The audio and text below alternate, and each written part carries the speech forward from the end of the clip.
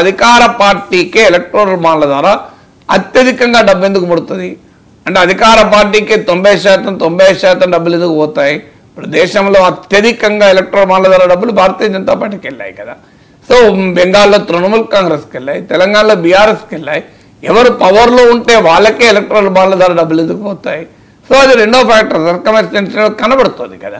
మూడో ఫ్యాక్టర్ ఏంటంటే మీరు ఏ ఫేవరు ఇప్పుడు ఇక్కడ కేటీఆర్ కూడా అంగీకరిస్తున్నాడు, మాకు ఎలక్టోరల్ బాండ్ల ద్వారా డబ్బులు ఇచ్చిన మాట నిజం.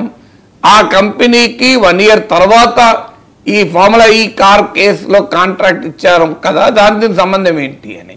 అంటే ఈ కార్పొరేట్ సంస్థలకు మరి ఆ రెండింటికి మధ్య లింక్ ఉందా లేదా అనేది ఎస్టాబ్లిష్. ఏ లింకు లేకుండా ఎందుకు డబ్బులు ఇస్తాడు ఎవరైనా అంటే ఏదో ఒకటి ఆశించే ఇస్తారు కదా అనే క్వశ్చన్ ముందుకు వస్తుంది. అందువల్ల the very scheme of electoral bonds itself is political కరప్షన్ను పెంచేటువంటి పనికిమాలిన స్కీమ్ అది. అందులో ట్రాన్స్పరెన్సీ కూడా లేదు. ట్రాన్స్పరెన్సీ లేకుండా ఎప్పుడు ఉంటావు?